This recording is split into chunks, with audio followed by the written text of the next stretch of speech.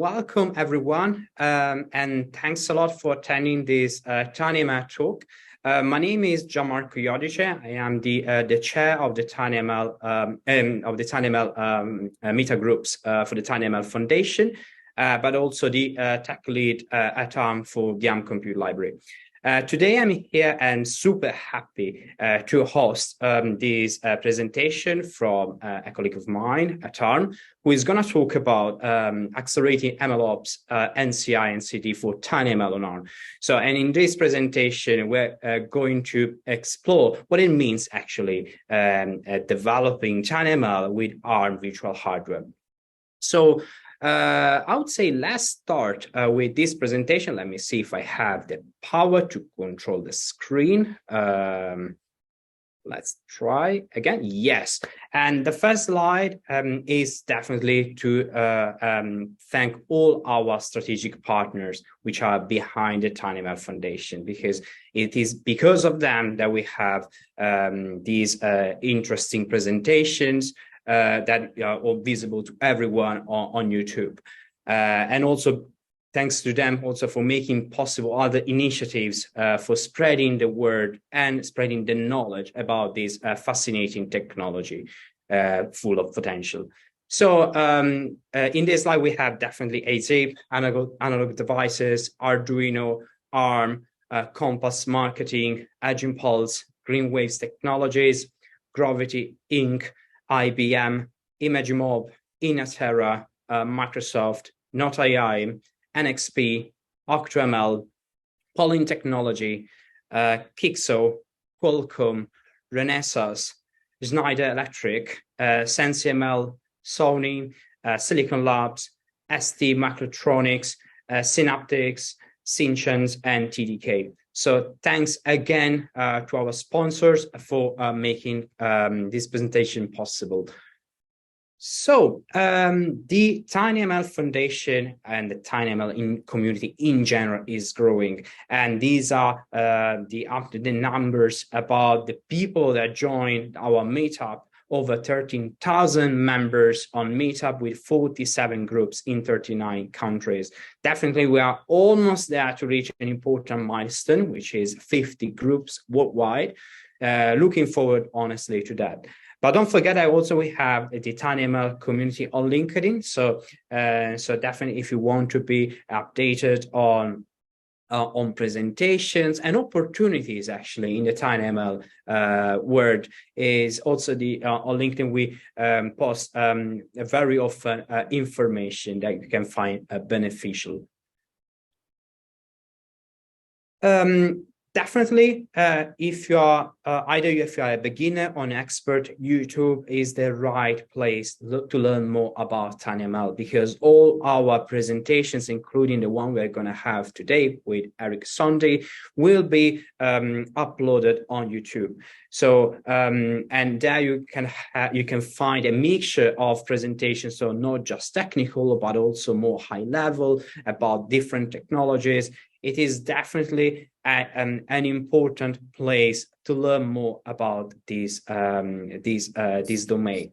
Over 9K subscribers at the moment, and with more than 500 videos with 305K views.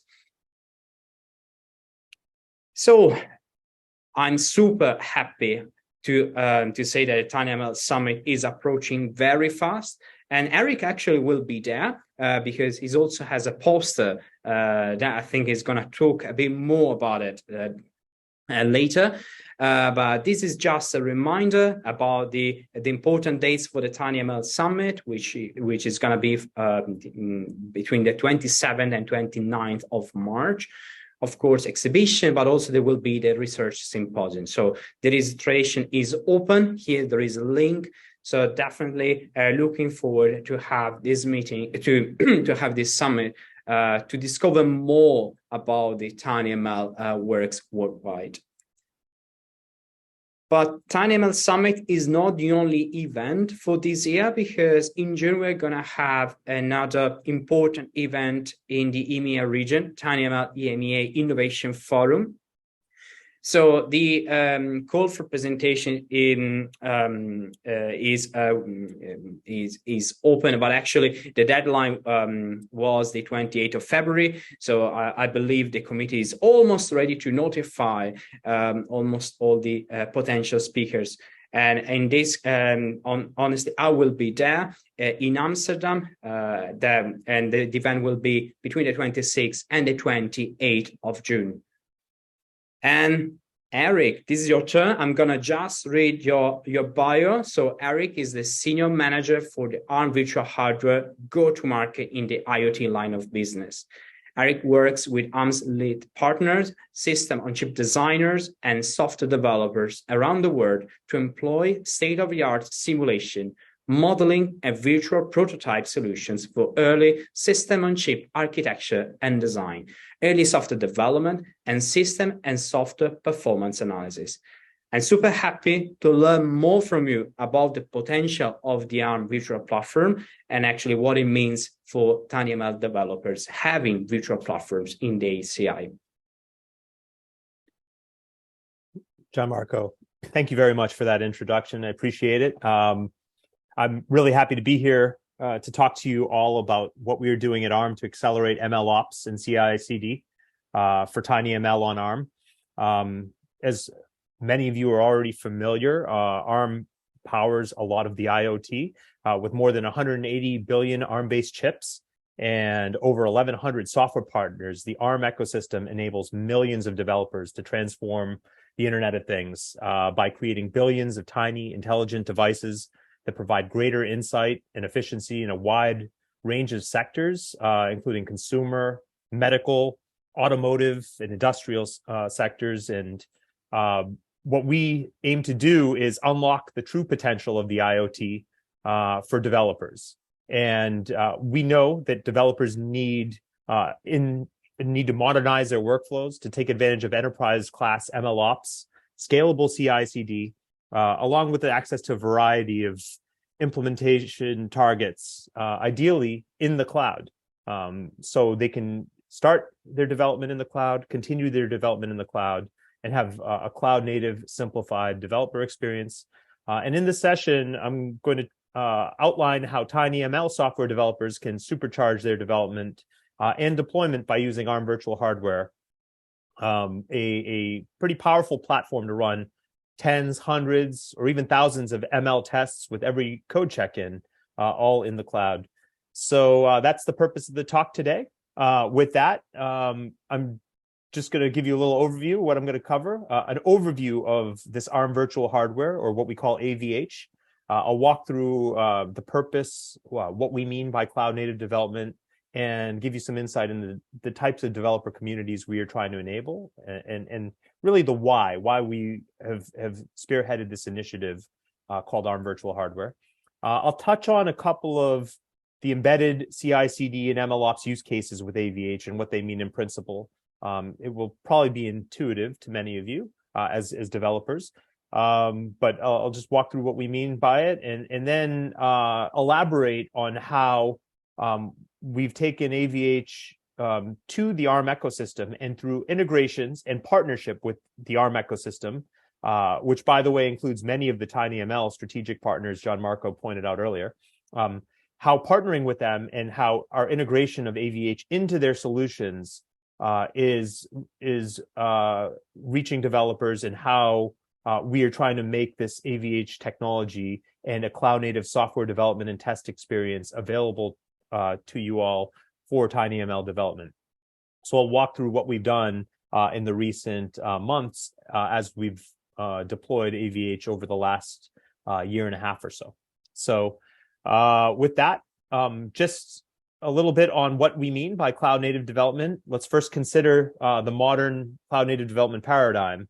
With modern practices, software updates are deployed continuously, regularly, by a team of distributed software developers globally, usually working from a cloud repository, all making small changes very often, and continuously bringing together these changes, integrating the changes, and improving and deploying their software. And so that kind of development environment needs to be scaled and needs a scale that's enterprise class with enterprise class DevOps, what we call MLOps, and CI/CD, continuous integration, continuous deployment, continuous delivery, that increases the team velocity. And continuous automated build and test is critical to make sure the software maintains quality, and that continuity of test and integration just keeps developers productive and actually reduces the development team's time to market for the value they deliver, right? And so that is the environment that many SaaS providers already live in today. But for a lot of embedded developers, the promise of this environment is sometimes out of reach, and there's a lot of barriers to adoption. And so let's consider, the really diverse range of IoT and embedded developers that exist out there when we talk about millions of IoT developers. And let's consider the challenges they face to unlocking the potential of the cloud. I've kind of put two ends of the spectrum here in front of you. On the left side, traditional embedded microcontroller developers. And they really have no ability to scale beyond the physical board on their desk or beyond the complex customized board farm that is often very costly to maintain and very hard to share, test across the development cycle, across the developers that are contributing code. And the just sheer physicality of their environment really prevents and limits the adoption of modern cloud-based practices. And now let's consider the other end of the spectrum, an entirely different IoT developer community that is taking advantage of many powerful aspects of cloud-native development today, like MLOps and training neural networks in the cloud, or leveraging CI/CD as a service from CI/CD partners like GitHub, Circle CI, GitLab, and many CI/CD providers. And they're able to take advantage of the services they offer really well, but they have no access to embedded or IoT end devices in the cloud. It's hard to run on end devices. So just consider these two little cases here. Managing software deployment to end devices is quite challenging. Whether you're moving ML that you trained in the cloud to the edge device, or whether you're staging and deploying binaries to a fleet of devices over the air. These are indicative of the types of problems that we see from Arm's perspective in the IoT development community, whether it's with our traditional MCU developers or IoT SaaS providers and cloud service providers. So what we've decided to do is try and empower these two distinct but very different developer communities, as well as developers in between. And for that, we've created Arm Virtual Hardware. It's really to reduce the barriers of entry and enable developers everywhere to access virtual dev boards in the cloud, and to help achieve faster time to market through early software development, free from the reliance on silicon or physical hardware, to enable a pre-silicon prototyping and software development porting environment and bring up environment in advance of getting the actual hardware. So enabling hardware, software co-design, and providing some of the value proposition of shifting left that we've been able to provide to silicon partners, but to really bring that in reach of OEMs and SaaS providers as well. And then finally, to help them achieve scale in their development environment by giving them the ability to run tens, hundreds, or thousands of tests in a cloud-native fashion on these Arm virtual devices. So what exactly do we mean by virtual hardware and Arm virtual hardware? We're talking about a virtual functional representation of physical hardware. So what we mean by that is we provide the programmer's view that makes porting software, bringing up software on a device easier. It's a functional representation. The programmer's view of the components are made available. The level of abstraction of the device is at the software developer's level. So every bit and every register within the hardware may not be exposed if it's not part of the programmer view. And certainly all of the timing effects and interactions at the really low level, the hardware level, are also not applicable. So you wouldn't want to do things like benchmark or do really deep performance optimization or measure power consumption with ARM virtual hardware. It's really about making sure your software is up and running and runs well and is functional. So it's a wonderful, fantastic vehicle for smoke testing your software and checking your software and validating it continuously. And it's a great complement to running on a physical board and doing the benchmarking and final validation that you'll need to run on a board. And most importantly, this virtual hardware is cloud native. It's intended to run and scale easily in the cloud, whether on the compute infrastructure of the largest cloud service providers that are out there, or whether through serverless implementation by connecting to an API, making sure that you can instantiate devices easily and turn them on, turn them off, load software, run tests very easily and scalably. And it's suitable for all IoT workloads from the MCU all the way through to the intelligent edge. I'll show that a little more on the next slide when I talk about the portfolio. And finally, as I mentioned earlier, it's about reducing time to market by removing the dependency on RTL or silicon availability or physical board availability when you're doing basic bring up tests and other activities. So that's what AVH is in a nutshell at a high level. Now, actually under the hood, different technologies can comprise virtual hardware. We actually use today two fundamentally different technologies. On one hand, we have traditional models, System C-like models, functional models, loosely timed models that make fixed virtual platforms of boards that demonstrate the ARM compute subsystem and reference subsystems using traditional modeling approaches.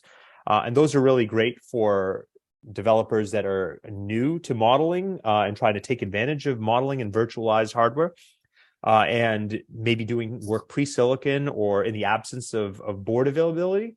And then we also have a technology from our partner Corellium that brings in a hypervisor-based technology that, again, virtualizes a physical device, but using an underlying ARM server to really accelerate the execution. And so our portfolio of ARM virtual hardware that exists has been growing, and both in terms of what we support in terms of ARM CPUs and devices, but also in terms of what technology we have under the hood. And that is intended to enable developers to scale today and also build the future on ARM. What we have is AVH for Cortex-M processors using FVPs, fixed virtual platforms, fast models of our Cortex-M processors and a wide range of Cortex-M processors to enable anyone prototyping or developing a new product based on one of our existing Cortex-M cores. We've also launched AVH for ARM Total Solutions for IoT.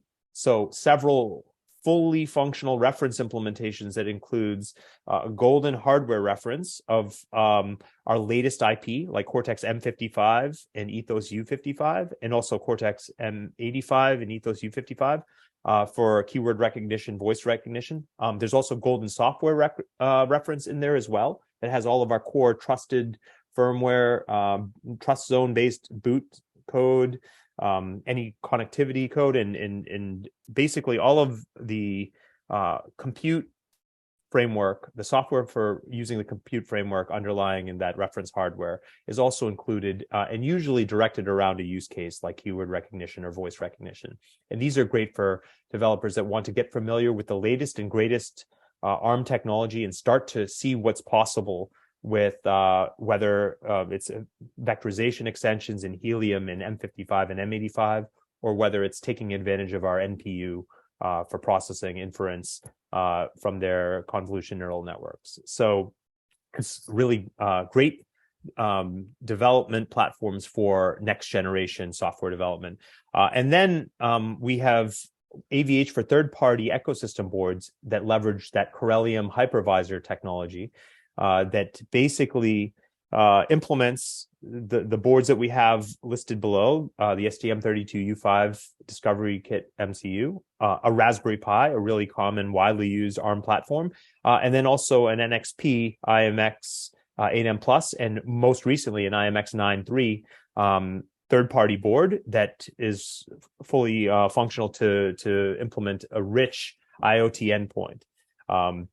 So we have a range of these third-party boards that are quite useful. So now, instead of telling you what this virtual hardware is, I'm just going to show you via this really brief demo how AVH can be used and instantiated, and just conceptually help you wrap your head around what we mean by AVH. Okay, so over to a recorded demonstration by my colleague, Parina Verma. Arm Virtual Hardware is a cloud-based offering that enables software development without the need of physical hardware, thus reducing your product design cycles.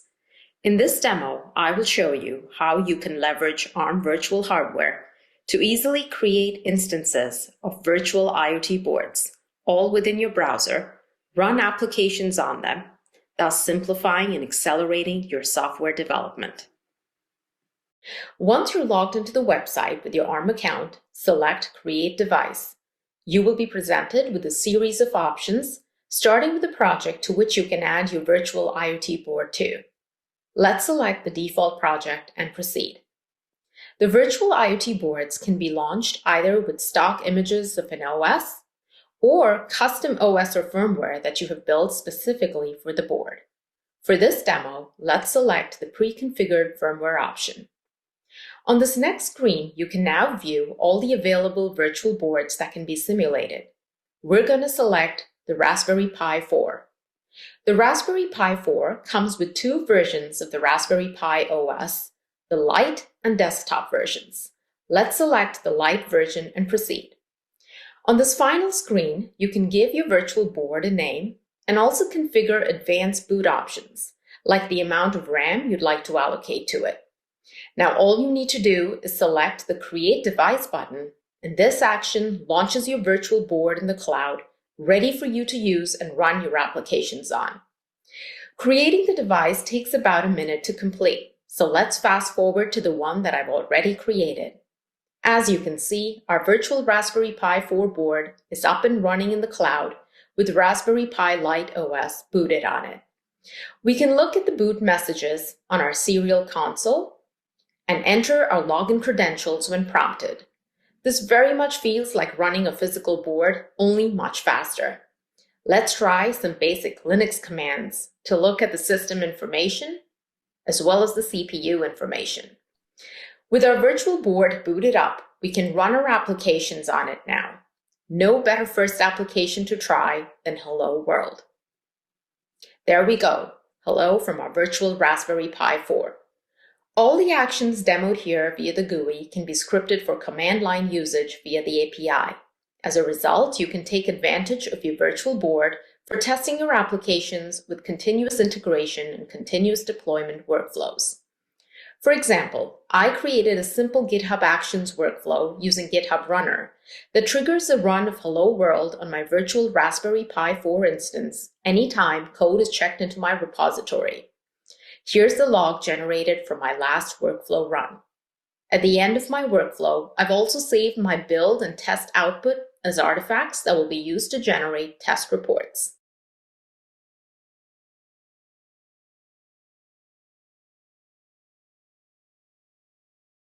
Okay, so hopefully with that, you have a better sense of what we mean by virtual hardware, at least one of the ways that we've made virtual hardware available. As I mentioned at the intro of the call, the real way that we're making AVH available is through integration with our ecosystem. But before I get into some of the use cases and some of that, I thought maybe I'll briefly pause. Gianmarco, do we have any questions, or do you have any questions based on what I've shared so far on why we created virtual hardware and what it is? There is one question, and I'm gonna ask you. It's from Ivan. So, with the functional models, can you give an indication of the speed? It is practical to run a real-time operating system on those models? Yeah. Oh, that's a great question. Yes. So with our fast model technology, it's the FVPs, the modeling technology of especially the Cortex-M and the Corstone based platforms, those are quite fast. It is very possible to run RTOSes on. They run. It's hard to give you a specific number because it varies based on the workload and the size of the system. But they run considerably fast enough for running RTOSes. Once you are running like the Corstone 1000 and you're using the Cortex-A layers, you can certainly boot Linux and run Linux comfortably as a developer in reasonable time. As you run bigger and bigger workloads and stacks on top of Linux, that's where the performance becomes a little more challenging. And that is one of the reasons why for larger devices and board level devices, we've incorporated the Corellium technology and created these third-party boards. So with the third-party boards, the speed is quite fast, in many cases faster than hardware, because we've effectively personalized and created a IoT device that's running on top of a hypervisor that is taking advantage of an underlying Neoverse-based ARM server. So the execution for the instructions is much, much faster. Probably in some cases, the fastest possible execution for the ARM instruction that you can envisage, but it's personalized in the form of an IoT device. So the device is actually much faster. The virtual device is much faster than even hardware would be. It's in some cases we've seen 4 to 10 times faster depending on workloads. Now, but again, you want to take in the caveat that it depends on the workload and what else is being modeled that might be in the board that might be effectively emulated peripherals that are emulated with C code. So performance varies a little bit, but generally the third-party boards are much faster than even hardware. And that was actually the, well, you also already answered the question I wanted to ask, because I believe one of the benefits, apart from scalability, is actually in some cases, running there could be also faster than running on the actual platform, I guess, in some scenarios. And then therefore, it could be also more efficient to test, for instance, tinyML application. I'm going to continue with the questions, if it is okay with you. Yeah.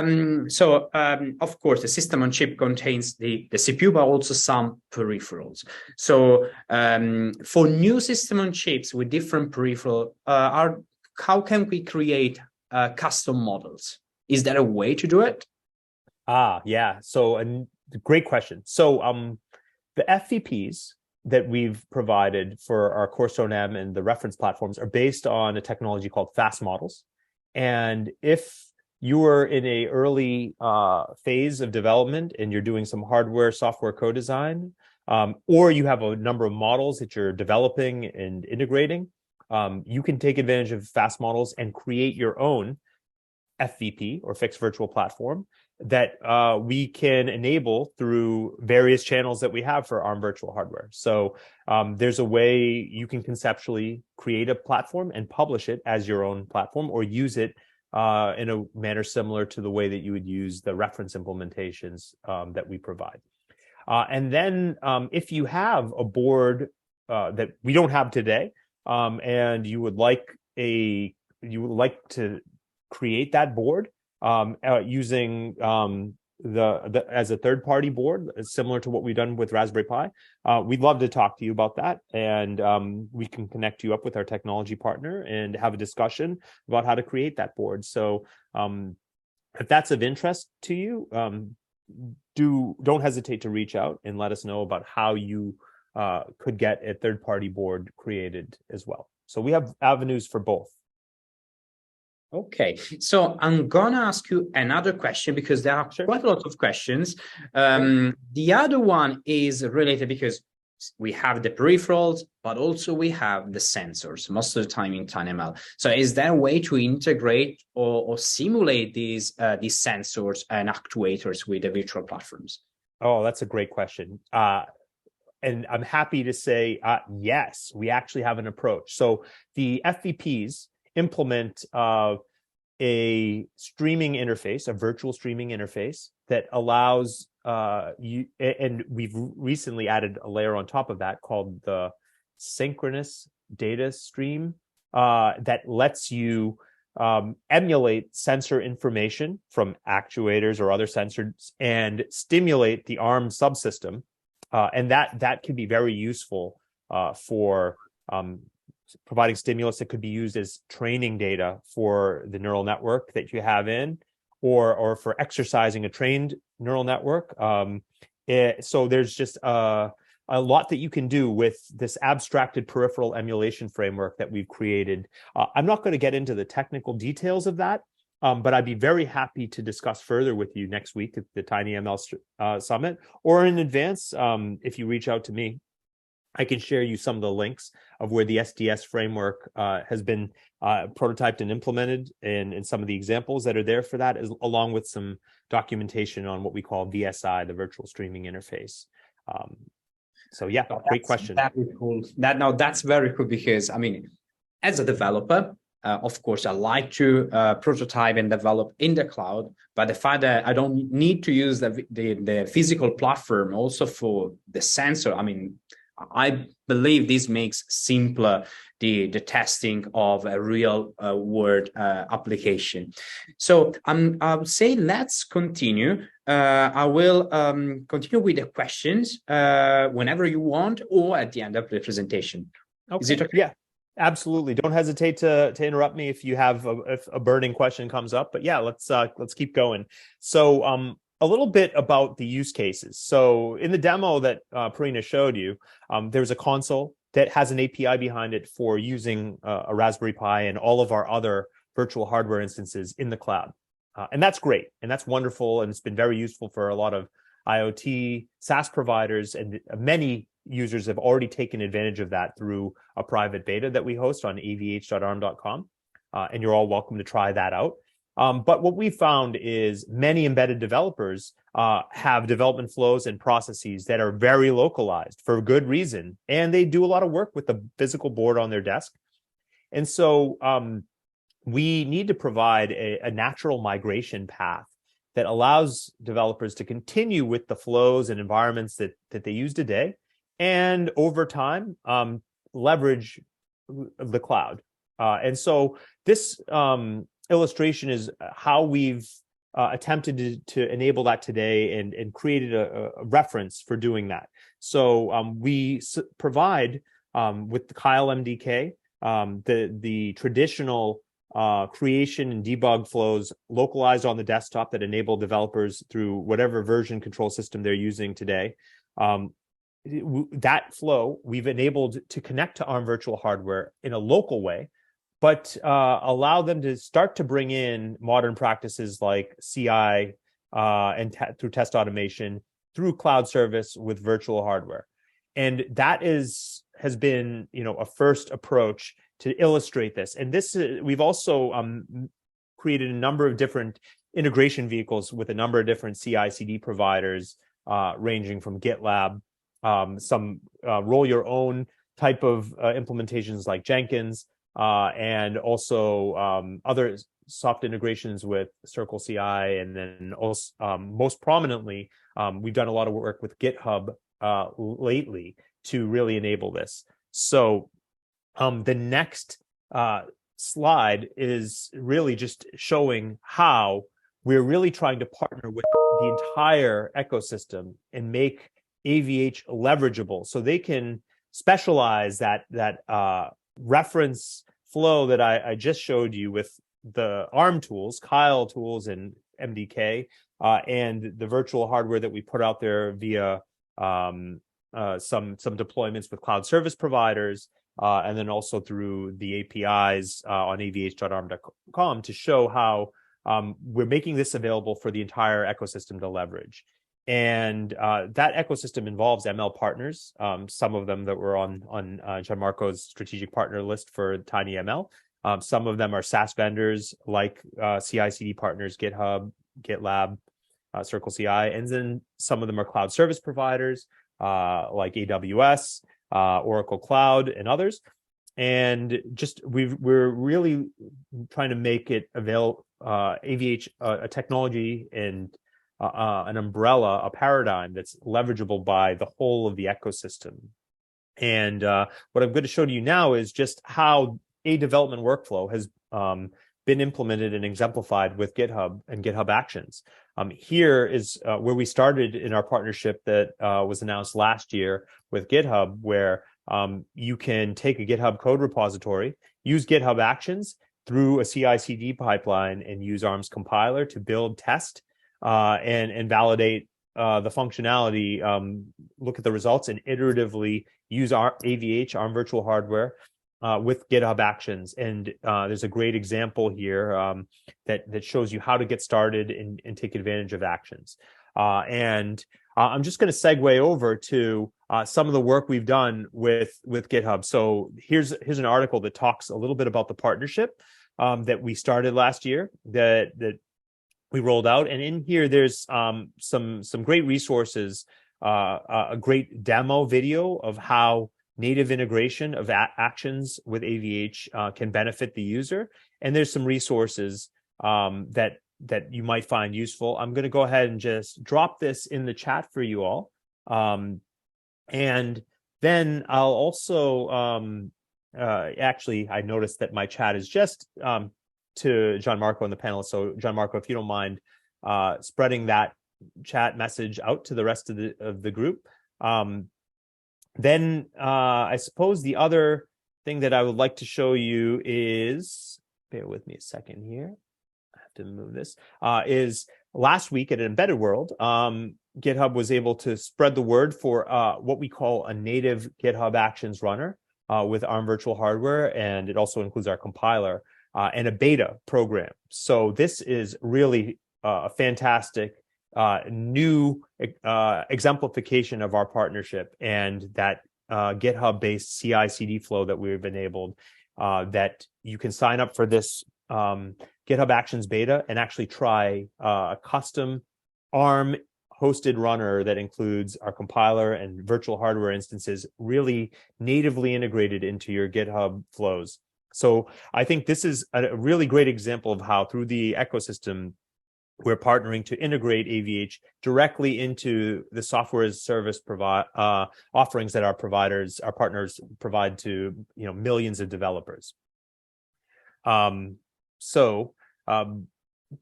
said, all right, that's great. That's CI/CD. I understand that. What about ML? This is tinyML talk after all. Next week's the tinyML summit. So what about ML? Well, so with MLOps, what we've found is there's just a really native fit that we have with a number of different service providers here as well. And in this really simplified MLOps flow where data scientists and developers design the ML based on typically neural network technology or some other algorithms. They train those algorithms. They need to validate the functionality to make sure those algorithms are working on end devices, on actual hardware, ideally, also independently, but eventually you need to bring in an end device to make sure the device will actually work. And then deploying in this iterative cycle that we find that Arm Virtual Hardware fits into the validation and test quite naturally. And we've been able to work with a number of partners to exemplify that. So let's just take a look at what we've done with one of our partners, Kixo, and their AutoML framework, where they have taken the technology that we started with our AVH Corstone platforms and Cortex-M platforms and incorporated them into their AutoML solution, where they have a number of models that and really awesome no or low code framework for trading and selecting the right model. And we can fit into that use case that they enable for AutoML by enabling a virtual board farm effectively, where you can run a number of different tests concurrently and validate the functionality of the different models that you've been able to train and make available there, and select the best model. And by native integration, I mean we fit directly into the framework and the project creation framework that they have, where they have actual physical boards available. Right alongside their physical boards, we make their virtual boards available as well.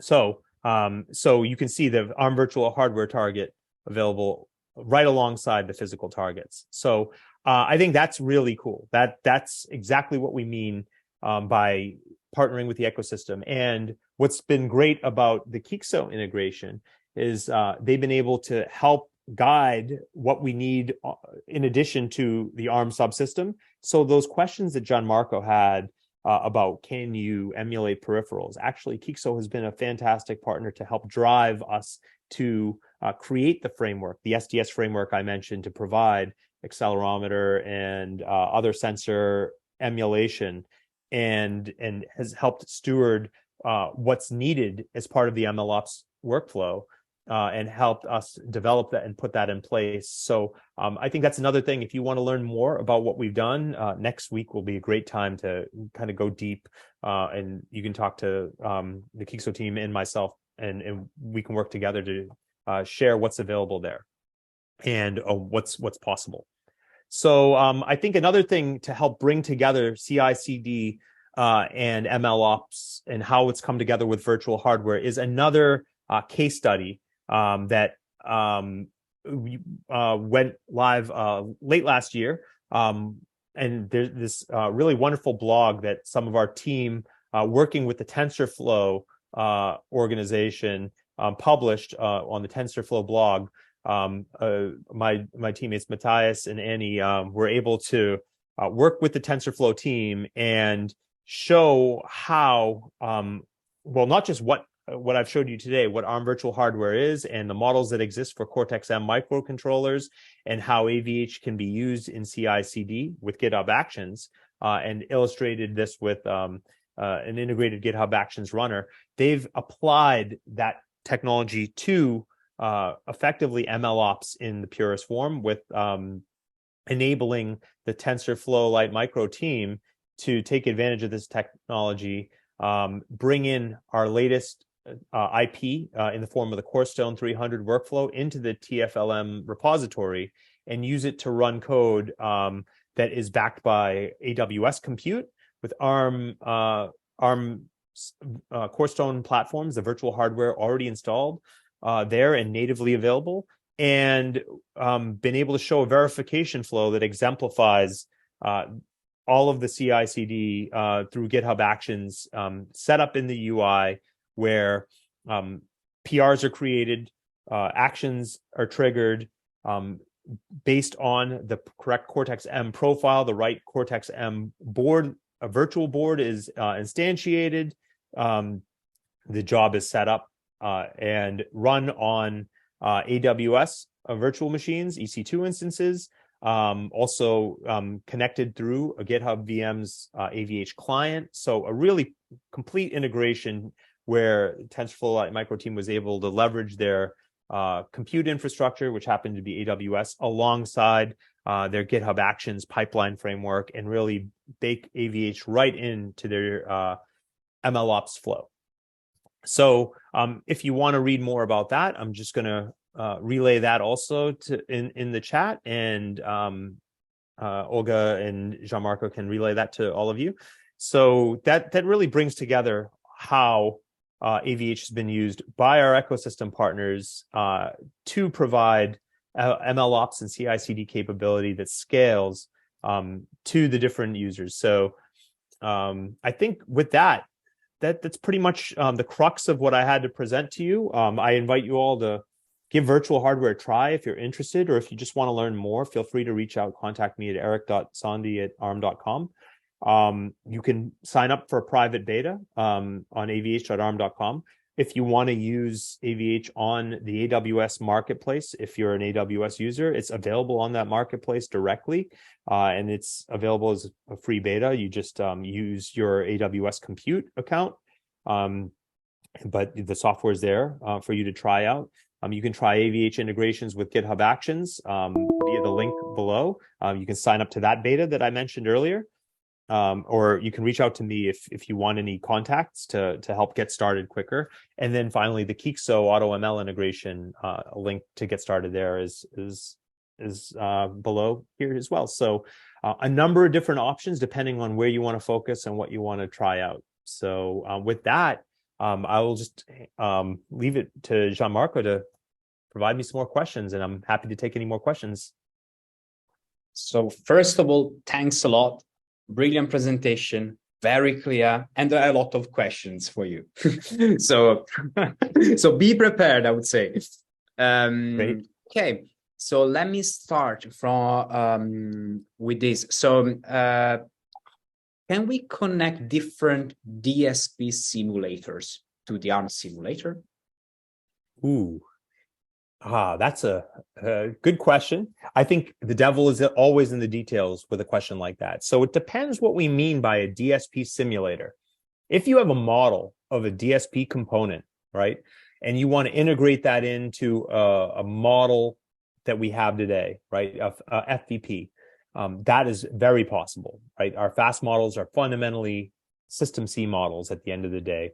And you can take our fast models, you can take our FVP, and you can use our tools and other third-party tools and extend those platforms and create an iteration of the FVPs that we've created and create your own fixed virtual platform.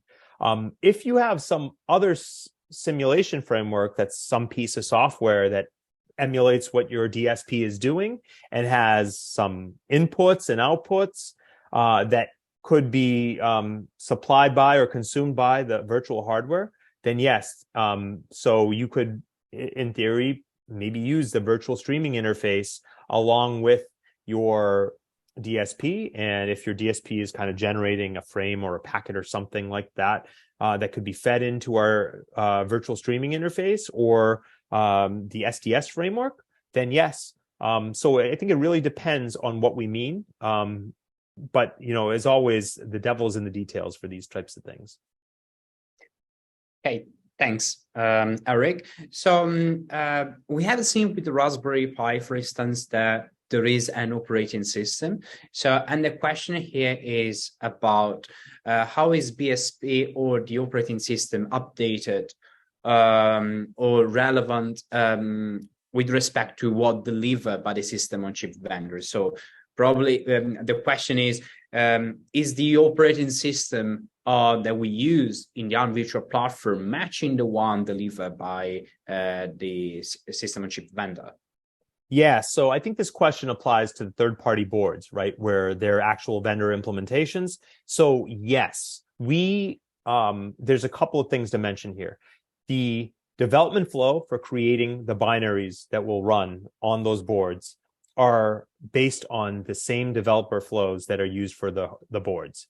So if you're using the ST device, for example, you will use ST's development tools to build the binary and run the same binary that you would run on the board.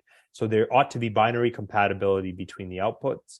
And if you're using, you know, for the Raspberry Pi, an OS build process that you would run with the board, you would use that same process for building and defining the OS. What we preload, so I think in general, the answer to the question is yes. We use what the vendor supplies for build tools and for build images. Now, what we provide on avh.arm.com is one or occasionally few variants to start with, but then we let you upload your own based on using the vendor's tool chains or wherever you get the vendor's supply for the image.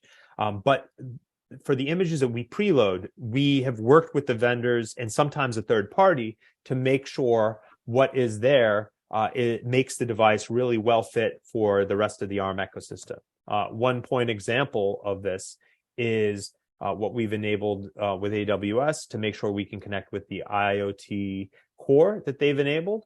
And making sure that the Greengrass orchestration framework that they have is available in the IMX class of AVH devices that we have there. So we've worked closely with both NXP and AWS to make sure the OS default images have that Greengrass environment so that you can use that device as seamlessly as you could hardware. And actually, there's a great illustration of that. So I'm elaborating a little bit on your question. I apologize, but there's a great illustration of that from Dev Summit last year. If you go onto our Dev Summit platform, register, you can see all the talks on demand, and you can see a great talk from AWS that I'll be happy to put into the chat link. Okay, thanks for the answer. So this is a generic one related to a device, an STM32F4 device from ST Microelectronics. Is this available? Do you remember if this is available? Which device? The STM32F4, I think, is a Cortex-M4. So we just have the U5 available today, right? So that is the only device that we have available today. And it's been really to illustrate the concept. If you're interested in an F4, that's something that we can talk to ST about. We can potentially work with them, or we could jointly discuss with ST and look at making derivative boards. Now, we do have a long list of boards that, since we've launched this, people have requested. And we are not just working to work down that list.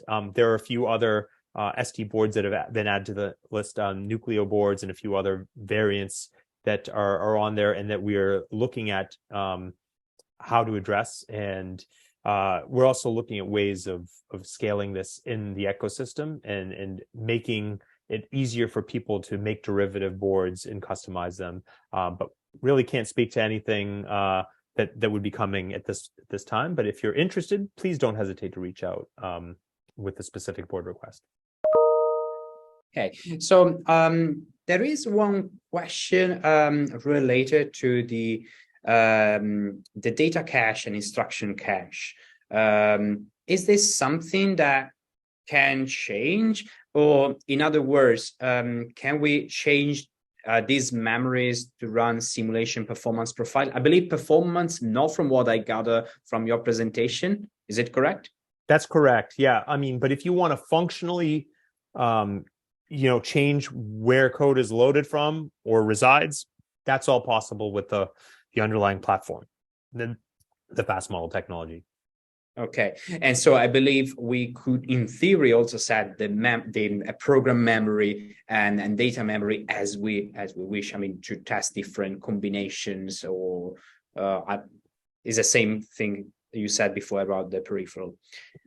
Correct. Yeah, and in each of the FVP-based boards have layouts of what's been fixed for you that are ARM references for.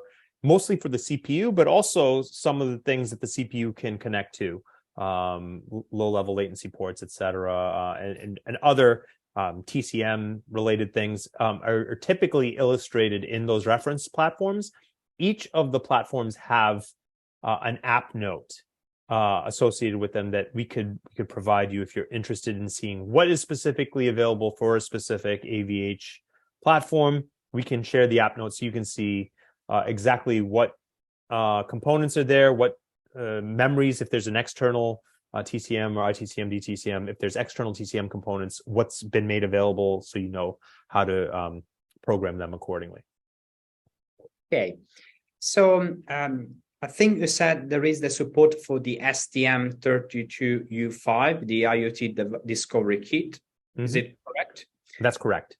Okay, and so the question is related to the BLE radio. Is this modeled?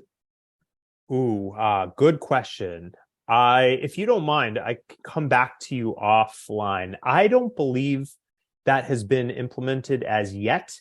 I think we've implemented Wi-Fi, but the BLE has been so often when we create the virtual hardware, we start at a certain level.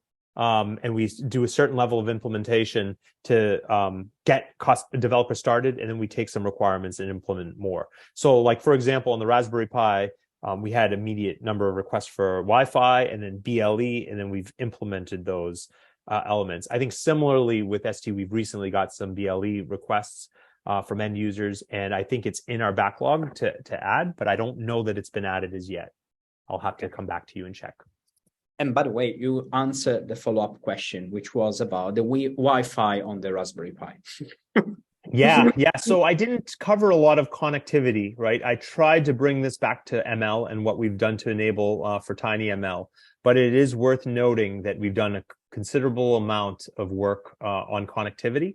And obviously there's overlap and relationship between the two, but we've enabled running effectively the Matter stack on the Raspberry Pi as a kind of nice proxy device, and the AVH is a nice proxy CI/CD test device. And so we have a number of blogs that show how you can use Matter and connectivity for Wi-Fi with Wi-Fi and Bluetooth on the Raspberry Pi that are very illustrative and actually quite powerful to show what you can do. And I think that's another thing we'd be happy to share with the audience after. Okay, so conscious of the time, because there are a lot of questions still to answer, but I'm gonna ask you this question, which is quite interesting. Is the Arm virtual platform available as an offline package to work with privacy sensitive projects? So great question. Yeah. So for the FVPs, the Cortex-M, and for the Corstone platforms, those are binaries that are available that you can use offline and run locally on your own compute as well. That was part of the purpose of one of the earlier slides that I had shown here with with a localized installation. You can actually localize and run ARM compiler and ARM virtual hardware for a subset of the offering. But for the Corellium technology, that is a hypervisor and requires an ARM server, and that is fundamentally a hosted technology. So it depends on which flavor of virtual hardware. Now, there are ways of running the third-party boards on-prem. So if it's really of interest to run those the third-party boards on-prem, there are paths, so you can explore them, and we can have a discussion about that as well to localize the hardware, the hypervisor, and the ARM virtual hardware. So we can have that discussion as well. But today, the AVH for the FVPs, the Cortex-M and the Corstone platforms are available to run localized. Perfect. Thanks, Sorry. So there is a question about the API. So do you have an API specification for integration at cloud level? Yes, great question. There absolutely is. It's available through avh.arm.com. There are links to our documentation. It's hosted on documentation's hosted on GitHub. I can make that available as well. It looks like I'm collecting a nice list of follow-up. So as long as you can remind me these questions, Gianmarco, and I can collect a list of links that we can kind of broadcast to the audience afterwards. I can put all of that in your hands, no problem.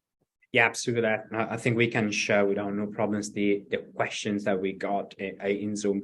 I think probably there is one more that probably I can answer, because there's a question related to Android and tinyML. So can tinyML be used in Android SDK for embedded images into text format? So, in Android, so tinyML can run everywhere. Can run on a smartphone, it can run on microcontrollers. Of course, depending on the edge device you're targeting, there are different libraries to consider. In the Android space, we usually refer to TensorFlow Lite. In the microcontroller space, where we primarily talk about tinyML, there is a tinyML TensorFlow Lite for microcontrollers, which is a smaller library compared to TensorFlow Lite that also allows to run machine learning on tiny devices with limited memory capabilities. So short answer is yes, but of course what it can change is the target library to use. So I'd like to thank everyone for the great questions we got during the session. Quite a lot, I would say, quite interesting, because definitely there is the value in this, in particular in tinyML, because this helps to avoid going to the physical hardware, maintain everything in the cloud, same environment, and in some cases, as we have seen, also to improve the performance of the testing. So let me take the power. Let me see if it works first. And so again, this is the end of the presentation. So again, thanks a lot to our strategic partners. that made this event, and not only this event, but also other events possible with the tinyML Foundation. In particular, now I'm going to list the execute strategic partners. We have Edge Impulse, the leading development platform for Edge ML. We have Qualcomm AI Research, advancing AI research to make efficient AI ubiquitous. Sentience, making Edge AI a reality. And now is the turn for the Platinum strategic partners. So we have Renesas. So it's enabling the next generation of AI-powered solutions that will revolutionize the every industry sector. Sony. Now is the time for the Gold strategic partners. We have Analog Devices, where what if becomes what is. We have Arduino. Easily deploy your tinyML solution with Arduino Pro. We have Arm, and this is just a reminder to attend our free Arm AI virtual tech talk. Innoterra, neuromorphic intelligence for the sensor edge. Microsoft, SensiML, so analytics toolkit suite. ST Microelectronics, which provides extensive solutions to make tiny machine learning easy. Synaptics, engineering exceptional experiences. And this is the list of silver strategic partners. So Zip, Compass Marketing, Green Waves Technologies, Grovity, IBM, ImageMob, Not AI, NXP, OctoML, Pollen Technology, Kixos, Schneider Electric, Silicon Labs, and TDK. And with this slide, with the corporate notice, I'm gonna close this very interesting presentation. So thanks a lot again, Eric, for the brilliant talk. And this is just a reminder that Eric will be at tinyML Summit with a poster on the same topic. So if you have questions, and if you are in the Bay Area, you can definitely talk to him directly and discover more. With this, thanks a lot, everyone, and have a good day, afternoon, or evening. Bye-bye. Thank you.